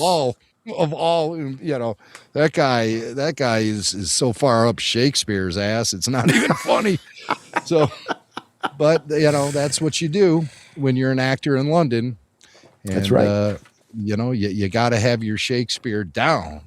And Michael Pennington certainly did. He was a great Imperial officer as well. And R.I.P. Moff Jared. We will miss you here at Rebel Force Radio. That's for sure. I saw Star Wars, and I'm not a movie expert, but I think it's safe to say it was the greatest film of all time. Rebel Force Radio. All right, so these Maul Shadow Lord, there was a screening, finale screening, and along with a Q&A in L.A. Our pal F.J. DeSanto was there, and of course he was, and Dave opened up a little bit about Darth Vader and sort of his lore and his mystique and all of that. So just want to play the clip. Yeah, I mean, when Filoni speaks, people listen. Right. And especially when Dave dives deep into the lore. So he talks specifically about Darth Vader and sort of the responsibility that Filoni has as the current steward of the Star Wars saga to use Vader in a responsible way, not just to throw him in there willy-nilly at any given moment. So here's Filoni. There was a screening it was in L.A., as you said. And here's Dave going deep into the lore of Darth Vader. The key to Vader for me is that, he's not Anakin. He doesn't recognize that. He can't. Anything that reminds him of Anakin, he's going to destroy. So when he sees a Jedi, he's going to destroy the Jedi, because the Jedi would remind him unconsciously or consciously that he betrayed all of his friends and everything he knew and the life he grew up with. For what? For nothing. He lost everything. He made a bad trade. He was lied to, he was deceived. He can't accept that truth. So he's even farther down the path than Maul. Maul is struggling to let go of hate, but Anakin got consumed by it. If he were to face what he did, it would destroy him more. I find a lot of pity for him because of what he did and the depth of his treachery. And that's Darth Vader. Anakin's trapped in there somewhere, and Darth Vader won't let him surface. And so to me, the key is not to actually give him a character. He's devoid of it because he doesn't care. Darth Vader does not care. He does not have compassion. He does not see you. He sees the thing he wants to destroy, and he will do that. It's like the same feeling you got in Rogue One when he comes down the hallway. He doesn't talk to those guys. He's going to destroy them. He has one mission, and all of his remorse and all of his anger and all of his hate is in every swing that he does. It's like that's how it resolved when he saw Ahsoka. He wants to destroy her. She, of all people, would remind him of who he was. Hey, I got to destroy that. I can't face that.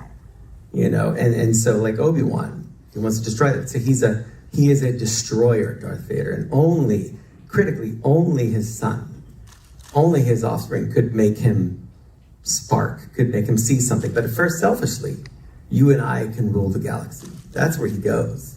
He doesn't come all the way back. It's a long process. So, and the reason for that is because this is George's character. This is the backbone of the whole thing. And you don't want to do anything that interrupts that or changes that or diverts that. And this doesn't do it, because this is the price you pay when you give into your anger, when you give into that terrible side of yourself. And it should terrify all of us, because we're all capable of that depth of terror. We're all capable of doing the wrong thing. Dockie's capable, Devin's capable, Maul's very capable, but so is Lawson, Riley. They're all capable of doing terrible things. It's not something that's just for the Sith or the Jedi. And that's like, Han, he can be more selfish. I'm only in it for money. Or by the end, I'm sorry. He chooses to care about somebody more than himself. These are the lessons that George is trying to teach us and wants to show us in these stories. Well, Dave Filoni, once again, proving he's still got it. He still understands this stuff better than just about anybody. And he always just has a knack for the way he puts things. And, I haven't been able to hear Dave talk like that about Star Wars in a really long time. And it's special when he does, and I wish he would do it more often. Yeah, I know a good podcast where he can unleash a lot of that knowledge, just like the old days. Right. But for now, I mean, I'm just happy we get the clips of him dispensing knowledge to the fans who gathered for the finale screening in LA. And I wish, you know what? I mean, some of this, I just have to say this. We have heard Dave on the show talk in recent years, but it's always industry people asking him about industry crap. And that's not where Dave is effective. Dave's, charming and funny, and he can deflect questions about, where he doesn't want to say. But like, you want to do a good Filoni interview, you ask him questions like that. You get him rolling about that stuff. That's where his power is and his talent stack is. But the mainstream regular press, whether he's CEO of Lucasfilm or not, they're never going to ask him questions like that because they don't have the knowledge to even begin to ask questions like that. Mm-hmm. Yeah. If you want to get down into the weeds, you have to know what you're talking about, and then you'll get responses from Filoni. And basically what he's saying is that Vader backed the wrong horse, essentially. Mm-hmm. But, he doesn't expand on whether or not Vader understands that. That's something that I think is kind of interesting. We know that Vader, formerly Anakin, is going through quite a bit of suffering in his current state as the Dark Lord of the Sith. He has to wear life support equipment. He's constantly being haunted by the past, present, and future, it seems like. And he's just as miserable can be. And I think that's the case with anyone who goes down the path of the dark side. From the outside looking in, it seems like a guy like Vader has acquired all of this great power and abilities to do mystical things with the Force. And he has this insight and knowledge and strength. But at the end of the day, he's really a tortured individual who's living a miserable existence. And I think Filoni gets that. And while we don't see any sense of vulnerability from Darth Vader at all in the Maul Shadow Lord appearance he makes, I think that exists at the core of the character, that he is a tortured and demented individual who only seeks relief from that pitiful existence by being destructive and a killing machine. That's the only thing that gets him off. Is killing. And yes, and elimination. I like when Dave calls him a destroyer. He wants to destroy everything that could possibly be there to remind him of the mistake that he made, the treachery, like Dave says. So, but in order for him to have that desire to destroy that which reminds him of his failure, there has to be some tiny acknowledgement buried deep within there that it was indeed a mistake. And right. Yeah. Why did I sign up for this? Because otherwise he wouldn't be able to turn back to the light if the light was extinguished completely. Yeah, but he does a pretty good job suffocating that light. Yes, he does. And burying it deep. And it takes Luke to sort of wake him up out of his... He nearly kills Luke. He almost kills Luke anyway. Yeah. But it's like a stupor he's in, this kind of dark side stupor where he's not really ever himself. And the thing he's evolved into is really pathetic at the end of the day. But he seeks to present a more powerful image and... like he's got it all together, but I think he doesn't. I think that's the vulnerability of Darth Vader that exists. And so, anything that brings up the past, We spent so much time mocking Kylo Ren for his whole kill the past if you have to, you know, bury the past, kill it if you have to. But I mean, with Vader, it really is the thing that drives him the most. And it is, but he doesn't go around saying it. You know, that's what made Vader cooler, was Vader just did it. Whereas Kylo's running around, you know, being all emo about it. Destroying his just helmet. like, you don't tell people that you're doing that. You just freaking do it. Yeah, we don't have to explain everything to everyone. You know, how about a little mystique? How about a little mystery here? Let's keep them guessing, maybe. Well, I mean, everybody that I have spoken to, whether it be, you know, the anointed among us in the RFR family or people out in my day-to-day life, they all of them who saw the Maul Vader showdown loved the fact that Vader didn't talk. No one complained about him not talking. Yeah. Yeah. People complained that we didn't talk about Vader not talking. They said, how come you didn't say anything about that? I was like, well, that's interesting. But just because we didn't say anything about it doesn't mean like it did or didn't happen. It's still part of the story. What should we say about it? Boy, Vader sure didn't talk. You know, I mean, it's like we're talking about something that never happened. Let's play a clip of him not talking right here. So there it is. Yeah. But I would love to see more Darth Vader. Again, you want to avoid that whole thing that Filoni used to talk to us about back in the day, is using Vader as a regular in the show and having the good guys escape his grasp at the end of every episode, and he's shaking his fist at them. I'll get you. Yeah, you know, but it totally neuters the character. Yeah, we want to avoid that. But the way they set up the Darth Maul appearance in the Maul show was just right, because you really needed to have Darth Vader there. He's the one in charge of the Inquisitors. The Inquisitors were having bad luck containing Maul, so they had to send in the big guy. It all makes sense. It makes perfect sense for Vader to appear in the Maul show. Whether he's giving long monologues or not, that's irrelevant. It's just his mere presence was needed. And I mean, I've replayed a lot of those battle sequences, and I am still in awe of the beautiful animation model they created for this Vader, making him so photorealistic. Big props to Joel Aaron, who is the lighting maestro at ILM, because he made the reflections off of Vader's armor and helmet look just so dang legitimate. Yeah. In real world, it was just sick. It was just sick the way they presented, so much better than he was in Rebels, where I refer to him as a skinny, limp-wristed Dark Lord. You know, there is this one shot of Vader. He's talking in Rebels, and I just hate this shot so much.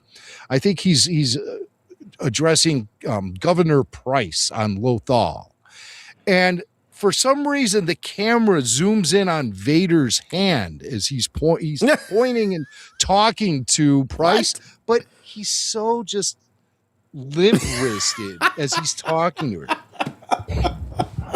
I want to see the rebels brought to me immediately. You know, and it's got this just little limp wrist. I'll never understand why they framed that shot the way they did. It's in season 2 of Rebels. You can look it up. And you'll agree with me. It's not exactly the most flattering depiction of the Dark Lord. Yeah, I wasn't wild about that overly stylized helmet with the little rat nose. And that wasn't... It's not my Vader, man. I mean, I bought into it. I even bought the action figure, the 2-pack with him and Ahsoka. You know, of course you did. But... we didn't know at the time that this type of animated Vader that we're looking at here was possible. Yeah. So, I mean, and now we know. Just amazing too. So hats off to everyone at Lucas Animation. But like I said, I think the real MVP here is Joel Aaron. So I just wanted to give him a shout out because I've always liked Joel a lot. He's a good guy, real nice guy. And he even weathered the storm and took pictures of me and Jason one time. Yeah, and he sure that did. must have been like the hardest assignment he's ever had in his whole career. I noticed that there were tears coming out of his viewfinder actually on his camera. The one that didn't crack. But I remember him just telling us to just stare. Yeah, he says, "Open your eyes real wide and stare." It's like we're a couple of Cash Patels sitting there, like bulging. It's like, oh God. But yeah. Does this look natural?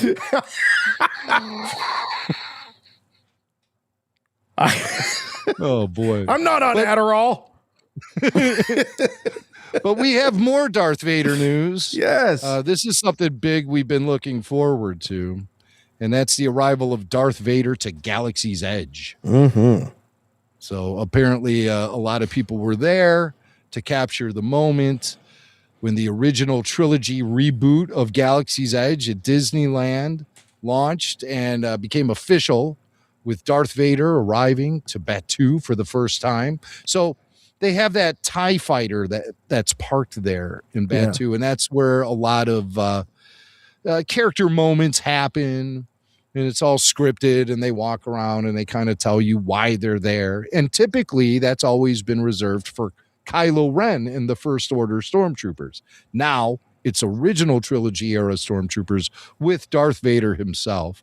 So we have a video just to give you a little taste of what it's like when you see Darth Vader at Disneyland's Galaxy's Edge. I have come for an enemy of the Empire. I sense his presence. Establish an interrogation zone. Luke Skywalker is here, and I will find him. That's a pretty damn good Vader voice, too. Yeah. Obviously, the AI technology working overtime with James Earl Jones. I don't think that's James Earl Jones AI. Oh, I do. I definitely do. And we know that James, before he passed away. I know that, but I was just going to say, I don't think they're using that here. I think they are. Yeah, I think they are 100%. I want to listen to this again. Yeah, sure. Listen to this again. Listen to I how he have says, come for an enemy of the Empire. James Earl Jones. I sense his presence. Establish an interrogation zone. Luke Skywalker is here, and I will find him. Boy, it goes in and out for me. There's moments where I think, yep, that's absolutely it. And then there's moments where I go, nope. Well, maybe that's the restrictions of the AI itself. Could be. Because the stuff that they did in Kenobi was absolutely perfection. Yeah. Perfection. Note for that. And it was Vader. It was like Empire Strikes Back Vader. This is like a New Hope Vader, where it's a little more tinny, and he's attacking his words a little bit more than the more rounded James Earl that we get in Empire and Jedi. Yeah, but I still think it's the AI. I really do. I mean, that just is, if that's an impersonation, that's the best damn Vader voice I've ever heard. I mean, really, it's just too accurate. It's really good.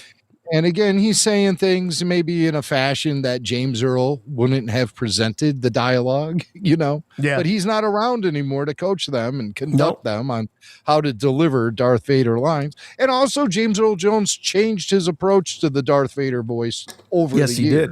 He sure did. I mean, you hear a difference when you listen to Darth Vader in A New Hope compared to Return of the Jedi. You hear a major difference when you jump to Rogue One, but that's because James Earl Jones had, his voice aged along with the rest of James. Yeah. Yes. And if that happened, I guess that means we aged too. So I'd like to think of it as only James Earl Jones aging, but I guess we're all doing this together, right? Right. Hey, before we wrap up, can we jump into pop culture real quick and take a look at American Idol at Let's do Galaxy's that. Edge, as long as we're talking Disneyland? Sure. Rebel Force Radio. You've already made that Star Wars reference. Your source for the Force. Star Wars parody. Yeah, I've been watching Idol. Just wrapped up. It's like 528th season this week, and they crowned a new winner. But before they did that, they went to Disney World and Galaxy's Edge, or Disneyland. Maybe it was Disneyland, and probably the one in California. Oh, yes, yeah. definitely Disneyland. That's where the original trilogy reboot of Galaxy's Edge is happening. It's not happening, or it hasn't been announced, at least, for Orlando. Not at this point. So you can still see. I always thought they ran those in parody in terms of the characters. So that's interesting. So if you're in Orlando, you're not getting Vader. You're not getting the Han and the young Leia and Luke. Nope, none of that stuff. But at Disneyland, it's full-on OT over at Galaxy's Edge. And the gang from American Idol paid Galaxy's Edge a visit. Luke Bryant, Carrie Underwood, Lionel Richie, and Ryan Seacrest. Sorry, Ryan. Seacrest. They visited Galaxy's Edge at Disneyland, and they had a meeting with the new Galaxy's Edge Han, Luke, and Leia. I'm sure you've seen pictures of them online. And we have an encounter between the American Idol gang and the Star Wars. Why do we have to dress up? Luke Skywalker. Come on. We're in Star Wars, Galaxy's Edge. I don't know about these boots. I kind of love my buns. That makes two of us, Gary. The leaders of the Rebel Alliance are coming, y'all. Should we hide? Nice disguise, Rebel. Thanks, I learned it from the best. Wow, Luke Skywalker, I've always wanted to meet you. May the Force be with you, Padawan. Wow. That was the coolest thing I've ever seen. Okay. I don't know. I think that Darth Vader appearance was cooler than that. But yeah, we have the new Han, Luke, and Leia. Yeah, I know the reaction to this has been mixed, and there's been a lot of people. That doesn't look like Han Solo. That kid looks 12 years old playing Luke Skywalker. I see it too, but it's hard for me just to not get a big grin on my face and smile at the fact that finally Star Wars land, and let's face it, that's what Galaxy's Edge is. It is Star Wars land, finally looks and feels like Star Wars because Han, Luke, and Leia are there. And Vader. And their wigs. Because those wigs are pretty rough they have on Han and Luke. Yeah. Leia looks fine. Right. She looks great. But I don't know. It adds a nice flavor. And if you're talking original trilogy, you have to have the big three there. Of course. Plus, you do. you throw in Chewbacca. You have R2 rolling around. I don't know if there have been any spotting of C-3PO at Galaxy's Edge. He'd fit in all eras. So. Oh, he would be great. I just think that they might have problems getting people to fit into that costume. That's pretty specific build that you need. Our buddy Jeff Bartlett, I believe, is the Chris Bartlett. Excuse me. Yeah, Chris Bartlett is the reigning 3PO for a lot of different appearances and has been in the shows and all of that.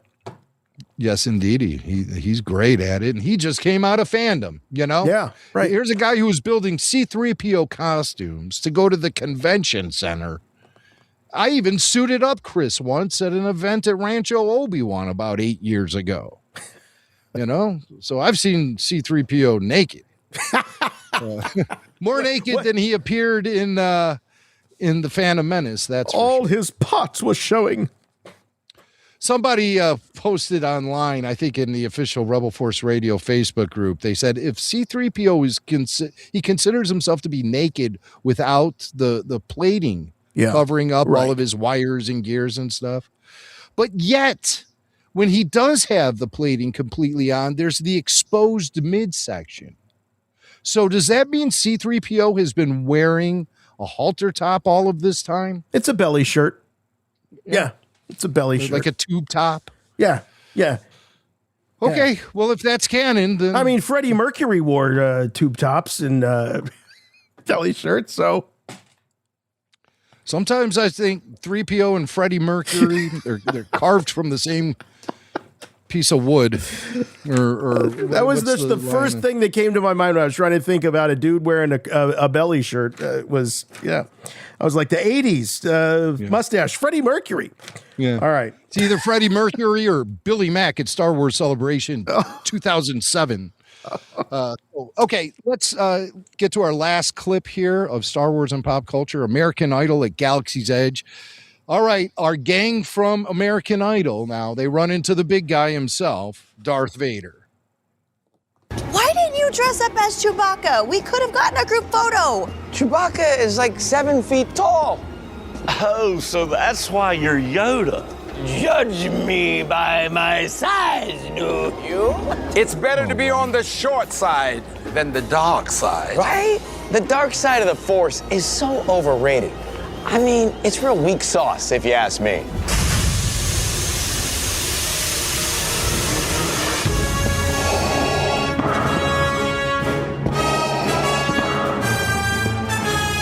I'll bust you up.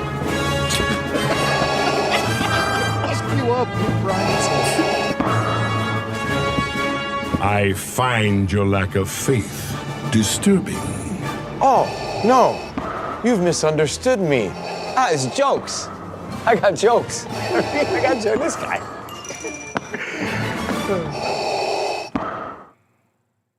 Okay. Yeah. Yeah, he confronts Ryan Seacrest, I guess. Who's wearing Yoda ears. Right. I think immediately after this, they started going into like plug talk for Galaxy's Edge. And so I just right. cut the clip right there and thought that Vader confronting Ryan Seacrest would be pretty interesting. Seacrest out. Maybe Seacrest choked out by the Dark Lord of the Sith himself. Chewie, get us out of here! All right, that's going to wrap things up for us here this week on Rebel Force Radio. For this week and next week, as a matter of fact, because we will be live in Cleveland at Playhouse Square for the Mandalorian and Grogu after show, as only Rebel Force Radio can do. Cannot wait. So if you're sitting on the fence, there are still tickets available. Get them now, rebelforceradio.com. We'll also be selling right at the door. So up until showtime, you can get in. Again, that's at Cleveland's Playhouse Square, Rebel Force Radio Live. Also, if you need more Rebel Force Radio in your life, we talked about Patreon earlier, so check it out, patreon.com/Rebel Force Radio, weekly full show video. So yes, those American Idol clips that we were discussing and that you were hearing, you could watch those right along with us if you're a member of Rebel Force Radio over on Patreon, exclusive podcasts you can't find or get anywhere else. No Spotify, no Apple Podcasts. You're not going to find them. They're only available on Patreon. And I just heard from our old buddy Joel Kramer. He goes, I don't know what took me so long. I've been a Patreon for the longest time, and I just now put the RSS feed into my podcatcher. Now, finally, I got everything. And he's like, what took me so long? Yeah, that's the way to do it. So he was very excited about the convenience of having it all in one place. So, and it is a great community of Star Wars fans, and you hear many of them on our after shows. And so check that out. Patreon.com/Rebel Force Radio. Please watch us on YouTube. Watch, like, subscribe. It is the where we do all of our live after shows. So you want to make sure that you're subscribed and you'll get notifications when we're going live. Don't be surprised if you hear of a live show in the next couple of weeks. So you want to be subscribed to us over there on YouTube. Follow us on Instagram, Facebook, on X. We're also... there's a couple other ones floating out there. You'll find us. It's just Rebel Force Radio on your favorite social media platform. The official website for all things and everything, RFR, rebelforceradio.com. So please keep listening, keep subscribing. Please keep reviewing this podcast if your podcatcher of choice allows you to do so. Just one simple small rule, please.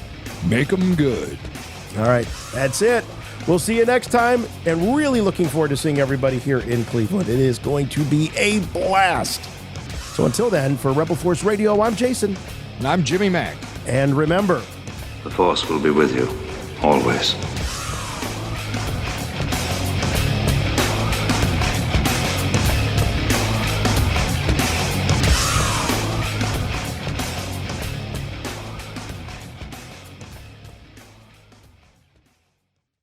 I need more men.